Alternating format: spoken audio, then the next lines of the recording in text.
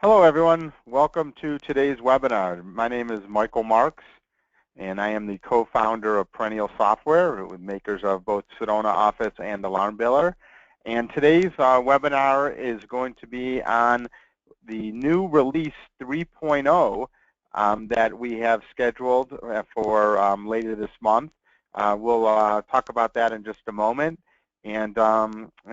So let's get going and start talking about the webinar. This webinar will also be posted on the web and the internet afterwards, so anyone who wants to see it can go back and watch it, the recording then also. Okay, so let's talk about what we're going to talk about today. The purpose of today's webinar is to talk about the new features that are coming out in the next version of AlarmBiller, which we're labeling version 3.0. So what we're going to do today is we're going to review many of these new features, and we're also going to talk about a few other ones that are coming down the road. We will follow up this webinar with 2 more webinars prior to the release actually going out the door. So today's webinar is more of an overview and talking about the new features. The next 2 webinars will be actual training webinars where we're going to actually go through them in depth. And as you're going to see in just a moment, there is a lot of new features, and there are certain things you will need to do when you get the release. So I do recommend that you watch those other training webinars before the release date, and you will get plenty of notices and updates and warnings from us beforehand. The anticipated release date of version 3.0 is April 1st, 2016. And thank you, Rebecca. Rebecca just walked in with a cup of water, so I thank her for that. So let's talk about what's new. Okay, first and foremost, the new version 3.0 is going to include full accounting features. It's going to include general ledger and accounts payable, along with all the accounts receivable that's currently in AlarmBiller. Now, this next statement is very important. You can continue to use AlarmBiller as is. There is no need to use the full accounting functionality. So if you choose not to use it, that's fine. You can use it just as you do now, and you do not have to use the general ledger and accounts payable. If you do choose to use it, the accounts payable will be a full accounts payable system that will handle your vendors, purchase orders, receipts, bills, payments. There's also a full general ledger application or module included that's also going to do your journal entries, bank reconciliation, as well as your financial reporting. So you will be able to do your income statements, balance sheets, trial balances right out of AlarmBiller. What this is also going to do, and we'll talk maybe a little bit about this today, is what our roadmap is, but we anticipate additional functionality once we have the accounts payable and general ledger that will even create some more advanced functionality later on down the road. But everything's still designed with the ease of use as well as the flexibility to decide what you want to use and what you don't want to use. So with that said, let's just take a quick peek at the application. Oops, I'm sorry here. I hit the button too fast here. Okay. Let's jump over here into accounts, the AlarmBiller application, and kind of show you a few of the new things regarding the accounts payable and general ledger that are coming down the road. Now, I'm logged into our beta system, and this is our test system. So obviously you won't see these new features until the release comes out the door. But you will notice that there are a couple new features on the top tool menu bar. We're going to come back and talk about some of the other ones like RMR in just a moment. But there's a feature right here that says accounting. And from here, you could choose to either go into your customers, which will be your current view of how AlarmBiller currently works, or you can choose vendors. And if you choose the vendor view, it will give you what's called the vendor layout. Now, the vendor side of it is complete user level security. So if you have users that you do not want to go into this side of the application, just don't give them access to it, and they won't be able to go into it. And we'll maybe have time today, but we'll definitely, during the training webinars coming up, we'll talk about the setup on this. So within the accounts payable side now, you'll notice that we have vendors. Now, again, to be in my test database, I only have one vendor in here. So I'm just going to click on this vendor. And here, we could see a vendor that we have set up in the system. And within the vendor, we can have purchase orders. We can have receipts. We can have bills. Bills are what we're, invoices from the vendor. Payments would be checks that we write to that vendor. So here's a check we wrote for check number 101 for $10. If I click on it, I can actually see the payment itself. And if I click on View Check, this will actually bring me down to what's called the check record. And you'll be able to print your checks. So let me just open this up. That's what a check would look like when it's printed. We utilized the same check format that is used by QuickBooks. So if you are going to switch to this and you currently use QuickBooks and you have checks, you'll be able to use your same check supply without having to buy any new ones. There's also a nice feature called the remittance report. And let me just show you this real quick. The remittance report is nice because sometimes when you print the check, you might be paying 20 bills, 30 bills, 50 bills, it doesn't matter, but they all won't fit on the check stub. So what you could then do is print out what's called the remittance advice, and this would be a complete detail of that, and you could include this with the check. So it's a way that we don't have to waste additional checks to print all the details. We just create this what's called remittance advice. Okay. So going back over to our vendors over here, you'll notice we can also look at any of the bills they have. So if I drill down, this is a current bill. And you'll notice it looks kind of similar to what you're used to with the customer side, but it would tell you who the vendor is, who the purchase order, where it's being remitted to. This is the total of that bill, any payments applied, any credits applied to it, and the net amount due of this bill. And here we could see what we actually purchased on this bill. Now you'll notice there's what are called items. And what we've done, let me just jump into the setup for just a moment. And I'm going to go into our items. You're used to having items already, and items are what you sell to your customers. Those are called now invoice items. You can also create what are called vendor purchase items. And these are things that you would buy from your vendor. So they're actually two different types of items. One for your invoices to your customers, one for your vendors for things that you're going to purchase. Okay. So let me go back over here to this bill, and so we could drill into that. We could create notes for vendors, as well as we have full document management for our vendors, just like we do for customers.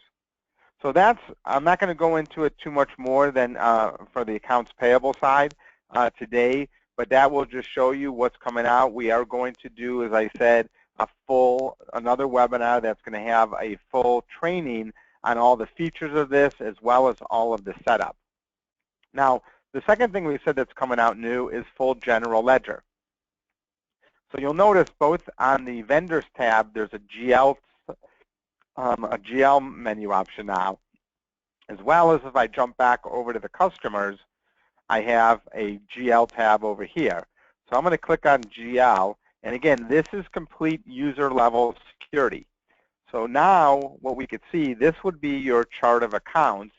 This is every GL account, and this would be the account balance. Now, I don't have a lot of data in here, but let's just go ahead and click on our business checking account. And this would then give us the journal of every GL transaction that affected this account, right down to here telling me what my account balance is. And what's nice from here is you can actually click on any one of these GL entries, and you can actually see the transaction. So this one happened to be for a check that was written, and the check was for a, you could see that we credited our bank account and we debited our accounts payable. Now what's nice is from any one of the, whether it's the journal entry or the check, you drill into it, if you wanted to go see what that was, you could just click this. So if I wanted to see the payment, I could just click it right from here. And that would take me right to that payment. Again, right from here, I could even reprint the check and reprint the remittance if I wanted to. Now, if this other entry right here was a deposit that went into the account, and here we could see what that deposit was. And you could see the debits and credits that made up the deposit. So what's really nice is it gives you full access to your general ledger. There's also a nice feature called the ledger. The ledger would be every GL transaction. So again, you could click on any one of these. This one happened to have been an invoice 10002, and you could see the credits and the debits for that invoice, as well as you could see right from here, I could click invoice, and I can open up the invoice for that, that this transaction was created for. And there's the invoice, so it just automatically goes and opens that up. So nice way to handle it. Now, the nice thing about the GL, it's automatic. You don't really have to do a lot to create that. There is a little bit of setup that you'll have to do when you first do it. There's a new feature in here called your GL accounts, where you're going to set your GL accounts. And the other thing that we now support, along with now that we have the GL, we also support multiple bank accounts. So you can actually have multiple bank accounts in the system. And because it's full GL, we have the ability to reconcile a checking account. So you can just tell it which bank account you want to reconcile. You tell it the ending date. So if I wanted to reconcile through today, for example, you could put in the ending balance. If there was a service charge, interest earned, and then it's going to, I think I have to put a 0 in there if you're not using it. And then I could come over here, and what I can do is I can actually reconcile, and I don't have a lot of transactions, but here I could just check off either my checks or my deposits. So full bank account reconciliation. If I'm not in balance and I needed to go back and figure out why, I could just click Finish Later, and it will save everything so I could come back in and finish it another time. So that's your bank account reconciliation. So those are the two big features that are coming out with the 3.0, is the complete accounts payable and the complete general ledger that goes along with it. So I'm sure there's going to be some questions that come in on that. So if you have any questions, actually there are some. I'm going to try to hit these right now. Give me 1 second to open this up.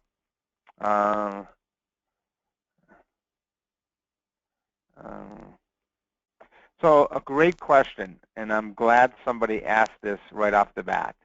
Are all of these included, or are they extra charges for these modules?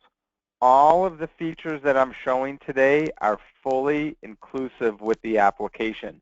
There are no extra charges to use the accounts payable or the general ledger or anything else that we're going to show you today. Everything's part of the core application.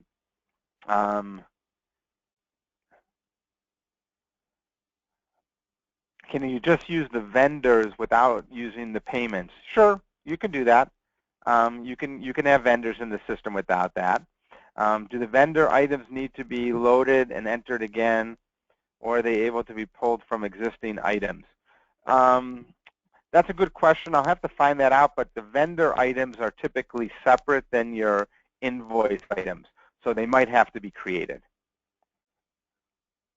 So another really good question. So you're telling us that the software now replaces QuickBooks as opposed to integrating with QuickBooks. Very good question. And by the way, there's a lot of other features we're going to get to. So we're going to move on. Once we get through these few questions, we're going to go through some of these other new features as well. But to answer your question about QuickBooks, yes, you can now use the AlarmBiller platform as your complete accounting application, and it can fully replace QuickBooks. On the other hand, if you don't want to use the accounts payable and GL feature, you can still fully integrate it with QuickBooks. So the QuickBooks integration is not going away on the customer side and the accounts receivable side.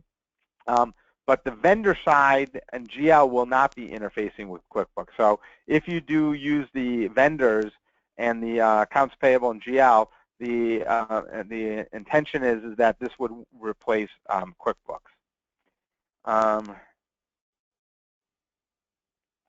Okay.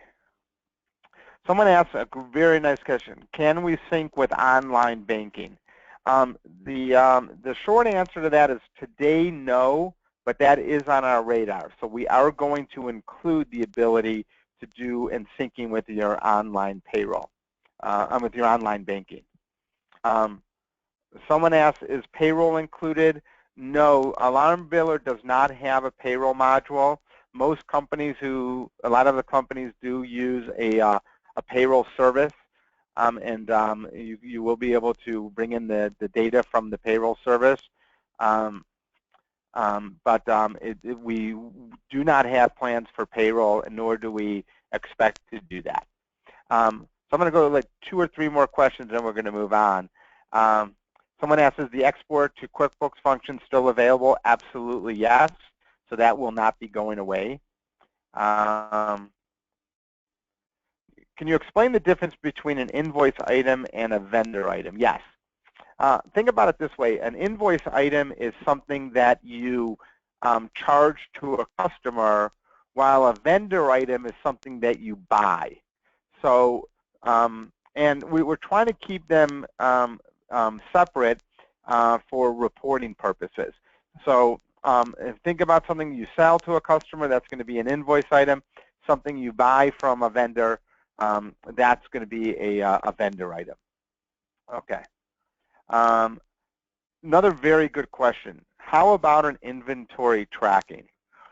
So as you can see, now that we have the full accounts payable coming out, that is literally one of the next major pieces on our roadmap. And we expect to have a full inventory stock tracking module probably sometime mid to late summer. So yes, that's coming, and we're excited about that as well. The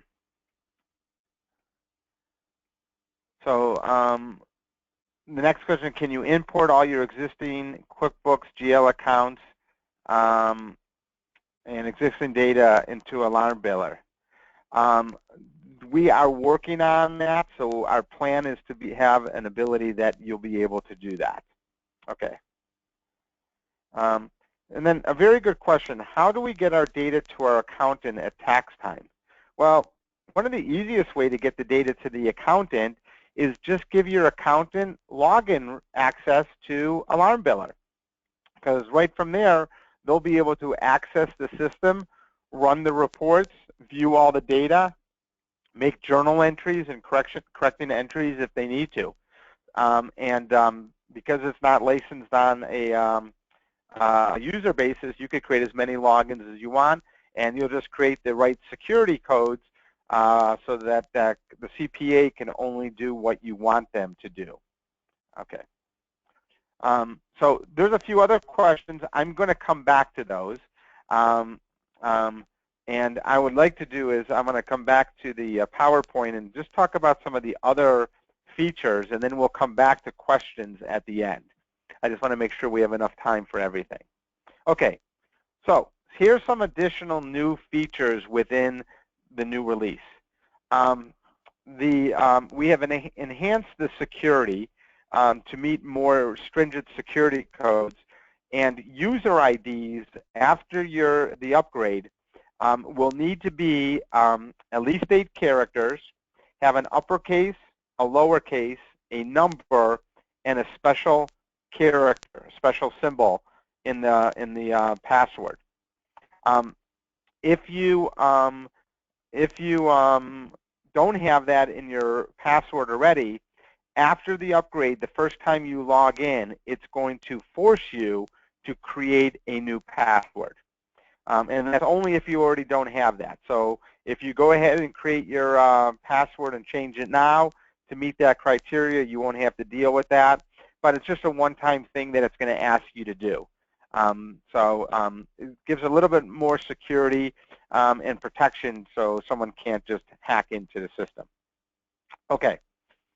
Here are some really, really neat new features. We have added some new RMR features to AlarmBiller. First, we added a new RMR tab to manage all your recurring revenue. We have added an ability to do global rate increases. Now, let me stress one thing about this rate increase utility. It's very, very powerful, and there's security on here.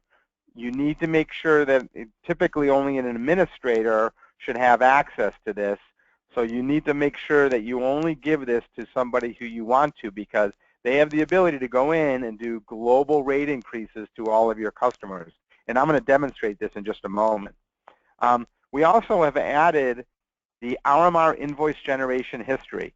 So every month when you generate your recurring invoices, we are now saving the batch, and you could go back over time and view everything that was created on a monthly basis. Now, unfortunately, we're only going to be able to save everything going forward from the release. We can't retroactively go back in time, but we will have everything come April 1st going forward. And the last thing I'm going to talk about, and I'll show you in a moment, is we've added RMR discounts. What an RMR discount is, it's the ability to add a percentage discount on a recurring item. So let's say that you want to give somebody a 5% discount or a 10% discount on their monthly recurring or on their RMR charges. You can actually now set that right up within the recurring. So let's go back over into AlarmBiller, and you'll notice the new tab is the RMR tab. So I'm going to click on that. And when you click on the RMR tab, the first thing you'll notice is you're going to see a list. And again, I don't have a lot of data in my system, but here's a listing of all the RMR in the database. Okay. What's nice is you can click on the customer, or you can actually click on the RMR item, and it would actually just drill you right into that customer's RMR. So nice way to get there fast. You can use the export to Excel to export this list if you wanted to. But the thing that I want to show you most is the RMR rate change.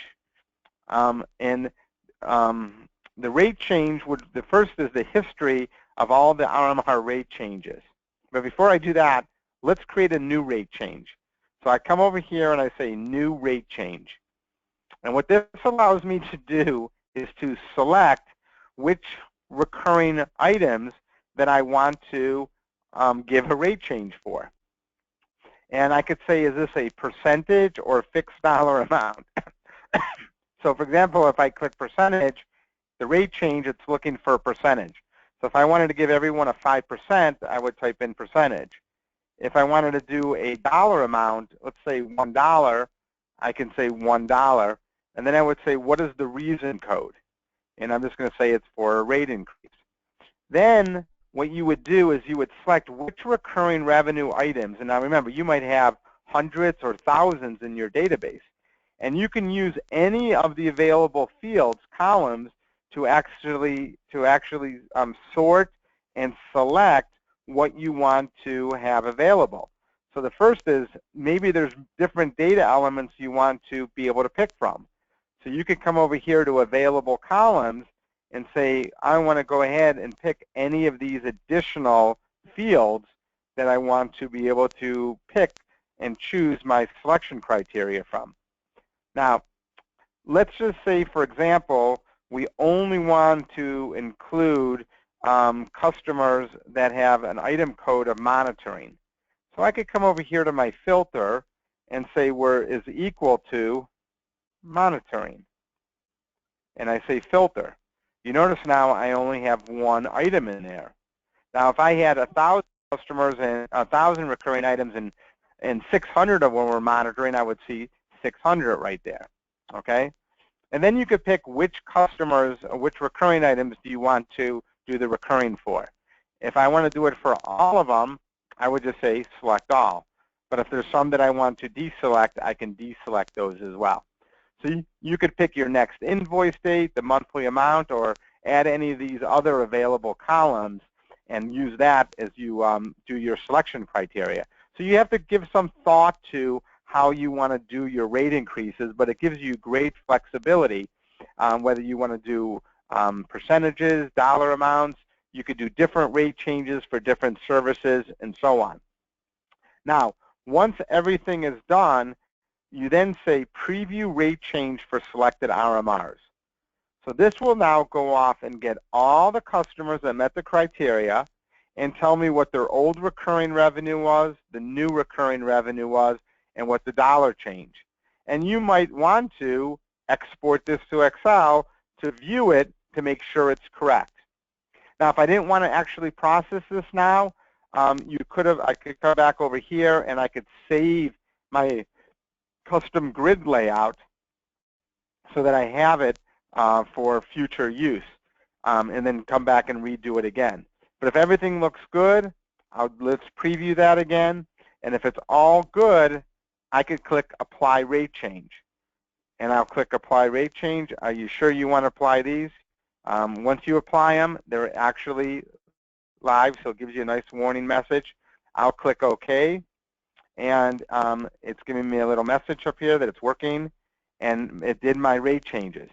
So let's go ahead and click on that recurring, and sure enough, here we can see on March 9th at 2:30 in the afternoon, we did a recurring rate change of $1, and the rate change is now $43 for this RMR. So that's a really, really nice feature, the ability to do these global recurring revenue rate changes. So go ahead and put in any questions if you have those. I'll come to those in just a moment. The next thing is the RMR invoice generation history. This is every time, and I've only done one recurring batch since in this test database, but this will give me every customer and every recurring revenue that we invoiced inside of this batch. So it's just a nice way that you'll have the ability to see what you've actually invoiced before. And it's really just for informational purposes. We get asked this quite a bit. People will do the recurring and then they want to go back and say, well, who actually got processed in this batch? And now we have that history for you. So the last thing I wanted to show you within the recurring, and I'm just going to open up this one recurring item, and I'm going to click Edit here.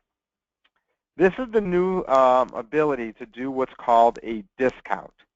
So this recurring item that I have set up for this customer is radio backup monitoring services. There's a new feature in here called discount. If you choose none, no discount will be applied. But if I wanted to come in here and create a discount, normally what you should do is create an item code first called maybe a discount or something. But I'm just going to pick radio backup for now, and I'm going to say 10%. So, and I could say So, oops, it's $10. Okay. So basically what it's going to say is I could say the original amount is $10. And then the monthly amount is actually going to be $9 because this is my amount prior to the discount. This is the amount that it's going to actually invoice the customer. Now, when it invoices the customer is going to actually see two lines. The first line will be the original amount. The second line will be the discount, and it will actually show them the discount amount. So it's a nice feature. Again, you don't have to use it, and we'll show and talk more about this when we do the webinars on the training. But again, that's a real nice feature for those who want to do a discount for their customers. Okay. Let's see if there's. I know there's quite a few questions that came in here. I'm going to try to answer some of these. If I do skip your question, we are going to post all the questions on the website, and we'll answer everything, and we'll get back to everyone on every one of them. So let's see. Can I customize my invoices out of AlarmBiller yet? That's a great question, and we are actually, and I'm going to talk about this at the end, we do have a new module that's going to be coming out relatively soon, and it's going to give you the ability to customize your invoices. So it's not with this release, but it will be shortly thereafter, and I'll go through that with you in just a bit.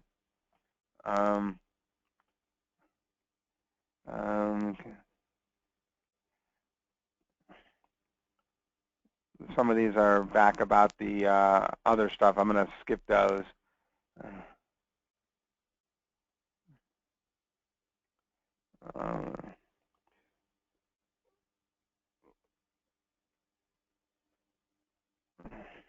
Is the rate change recurring reason customizable? Yes, it is. You can do that within the setup. You can create your own reason codes, and you can create as many of those as you want. There's one that says a one-time message to explain the increase. The answer is yes. You will be able to actually do that so that when you actually do the invoice, you'll be able to put a message on that invoice. Is there a way to email or print a note to the customers to advise of the price increase? Not currently, but that is something we are going to do, is have that part of our email service so that you will be able to do that. And let's take one more question here.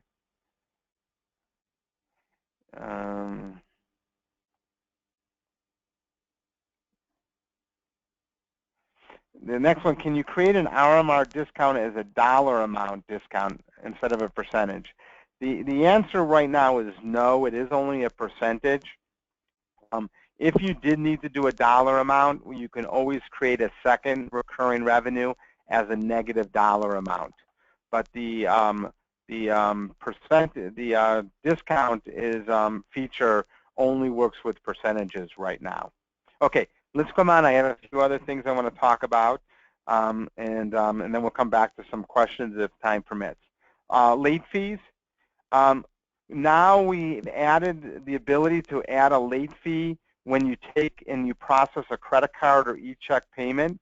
And this feature is available both within AlarmBiller and on the customer portal. So this makes sense for anyone who's using late fees. It's a great feature. I suggest if you don't use it, email support. I think it's a great way to bring in some extra cash. And it's a real nice, powerful feature within AlarmBiller. But you can now actually, when you're taking a credit card or e-check payment over the phone from a customer and they have a late fee, you can actually process that late fee with that payment. Previous to this, you weren't able to do that. Another new feature that's coming out is a new mobile payments app. And this will be posted on the Apple Store as well as on the as an Android, the Google Play Store. And it's an application where you can actually take a payment from a customer without being in AlarmBiller. So if you have a need where maybe you have a salesperson who's on the field and you want to be able to take an advance deposit, you can use the mobile payment app to do that. And they don't necessarily have to have access to AlarmBiller. This feature, the app is no charge, and as long as you're using the credit card or e-check processing within AlarmBiller and you're signed up, you'll be able to take that. And what's also neat is there's a new what's called unassigned customer in AlarmBiller, and what that's used for, let's say the salesperson takes the payment and the customer hasn't even been set up yet. It will still automatically process the payment, but it's going to apply it to the unassigned customer account. And then when you create the customer, you'll just move the payment from the unassigned customer to the actual customer. And again, this feature should be available. We're just waiting for final approval through the Apple and Android store. So if all goes well, we should have that right in the beginning of April with the release of the version 3.0, because you do need 3.0 to use the payment app. We've added some new enhanced features to what we call our customer grid layouts, and we're going to be adding these throughout the application. And this gives you the ability to individually save the layouts by user or share them globally. So for example, let's go to the customers, and we've you'll notice the grids will have changed, and you'll still have the ability to create what are called your custom columns here. And so if I wanted to look at the open credits and open invoices as part of this view, I can now come over here and say custom grid layout. And you have two choices. You could save this grid as a global layout. That means all users will have access to it, or I can make a custom one just for me.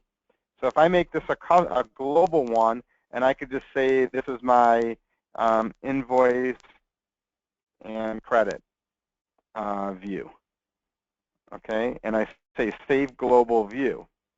Now what happens is, let's just come out of here, and I'm going to go back into it.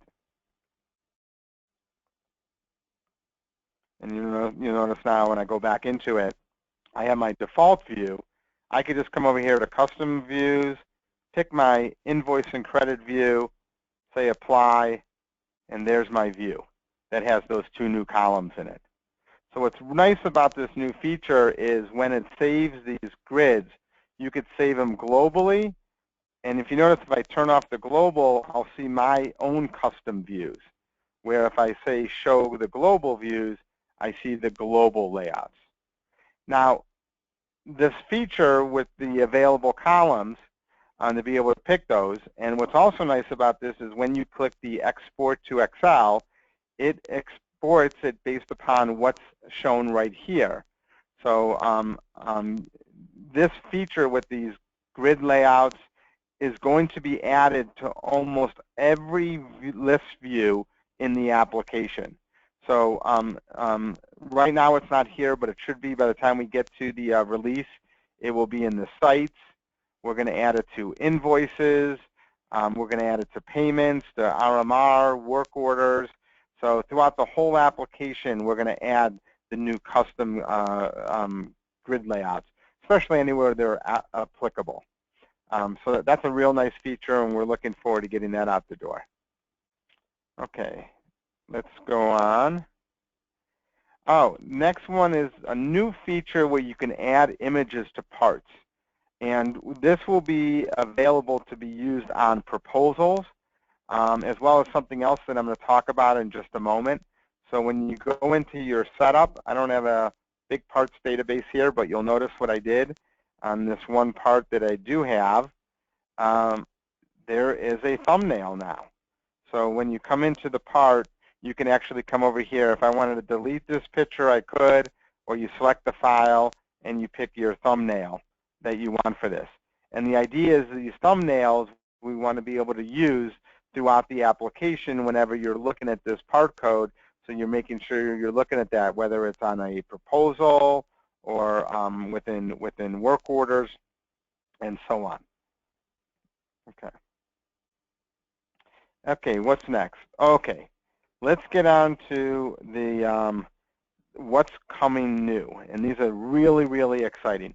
So these next two features that I'm going to talk about are not going to be fully released with the version 3.0, but they will be within just a few weeks thereafter.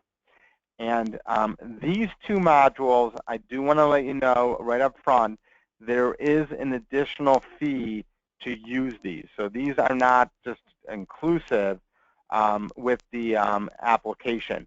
But the first one, but they're really very, very affordable. The first one is the time and attendance module. And this is a company-wide time and attendance module to capture all your employee time punches. This works hand in hand with the work orders, but it's really designed to use for anyone, whether it's an office person, a technician in the field, anyone where you need to capture your time and attendance information. This will fully interface with payroll service companies such as Paychex or ADP, or even your local payroll provider, as long as they have the ability to import that data. So the time and attendance module is coming out soon. And then the other module, and I alluded to this just a moment ago, is the forms and contracts module. The forms and contracts module is a WYSIWYG form and contract editor. It will allow you to build more enhanced proposals, more functionality to manage contracts. You'll be able to electronically deliver a contract, right down to capturing a e-signature.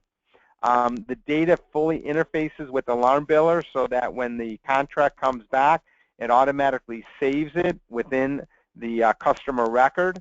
And it works really from the proposals to the work orders.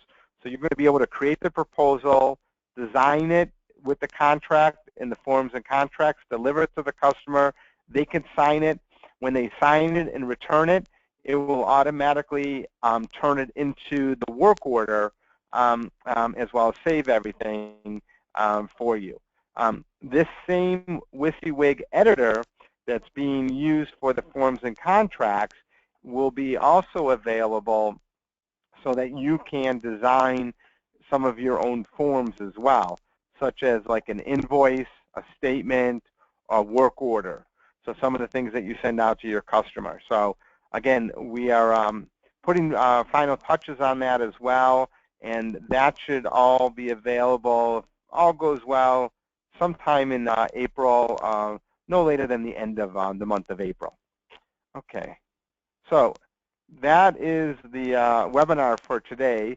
There are a few more questions, so if you want to stick around, I'll try to get to them. I've never seen more questions come in on one of our webinars before, so I appreciate all the questions that came in. So I'm going to try to get to a few more, and then again, if we don't get to it, we'll get back to it later on. When will the mobile payments app be available? The mobile payment app, we're really hoping to have released right in conjunction or shortly thereafter the release of the version 3.0.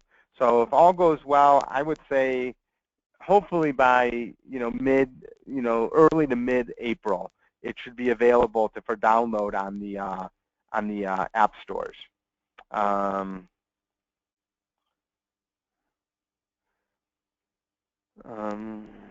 When using the mobile payment app for the unassigned customer, will you be able to use the payment info for the customer's RMR once the account is created, or would you have to enter that info again?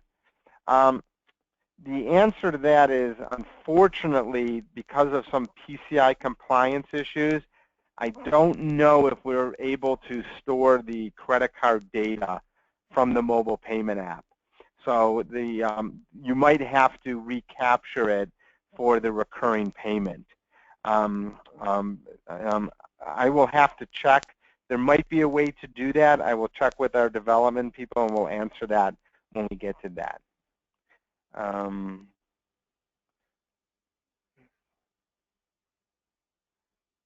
And okay, there's even more questions.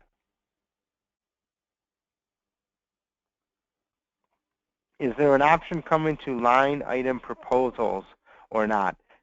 Yeah, there actually is. So there's going to be some more advanced functionality to the proposals with the forms and contracts module, where you're going to be able to actually design it in really any way that you want to.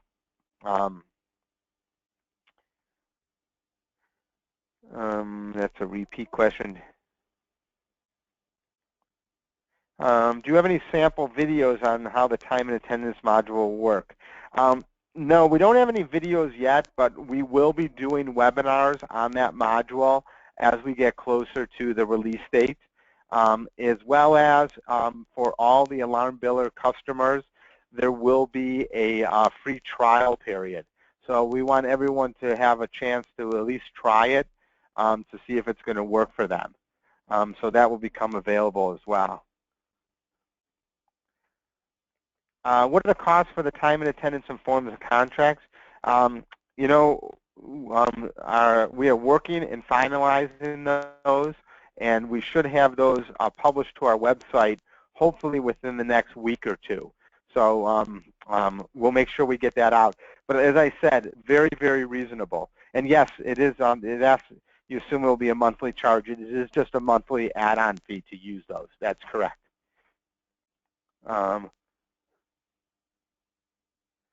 Will there be a template for the contract form that we can use and change as needed? That's exactly how it actually works. Is you create what are called templates within the forms and contracts. Now, obviously, we cannot supply the terms and conditions of your contracts, but if you have your contracts in a Word format, you can actually just copy and paste them into the template. You'll be able to lay it out. You can add signature boxes, initial boxes. You can even add text fields that people have to fill out when they do the contracts. We can also do what is called a PDF overlay. So if you have the contract in the PDF and you just want to keep it like that and then just add a signature box to it, there's an option to do it in that fashion as well. So there's a lot of flexibility in that in terms of creating this. Can you talk more about the reporting with the GL and accounting? Okay, yes, very good question. So unfortunately, I wasn't able to show you all of those today, but we have going to have a brand new list of reports that will be coming out with the 3.0, everything from a trial balance, income statement, balance sheet, GL register entries, your accounts payable reports of your vendors, your open items. So a whole series of new reports that are going to come out to support your general ledger. And again, you'll be able to put the security on those reports because a lot of those reports, especially the GL, you're probably only going to want to leave that for the administrative users of the system as well. And just a couple more questions here. Will you be able to email the form to sign at any time? For example, the salesperson doesn't get it signed on site, but we want to email it later. Yes. So with the forms and contracts, you'll be able to email it. If the salesperson is with the customer and they have an iPad, they'll be able to actually get it signed right on that iPad, or they could email it to the customer. The customer will have a link. They could click on it, and from that link, they could review the contract, do their electronic signature, and submit it. And we do follow all the federal electronic signature guidelines. So we're capturing IP addresses, dates, times, locations, all the things that you need to do so that it is a legal court document and follows the federal guidelines for doing that. No different than like a DocuSign. Okay. So there are a lot of other questions. I'm going to skip those because coming up to the time limit. I want to thank everyone for joining our webinar today. I know we covered a lot. Watch next week. We will get out the first notice for the next webinar, which will be the training webinar on all the setup. And then we'll have another webinar that will get into more advanced functionality. So thank you all. Please, if you have any other questions, do send them into our support department. And if you have any suggestions or ideas on how we can make the AlarmBiller experience better for you, please let us know that also. And lastly, if you're going to be at the ISC show in Las Vegas early next month, we do have a booth there. And please stop by and come visit us and bring some of your friends.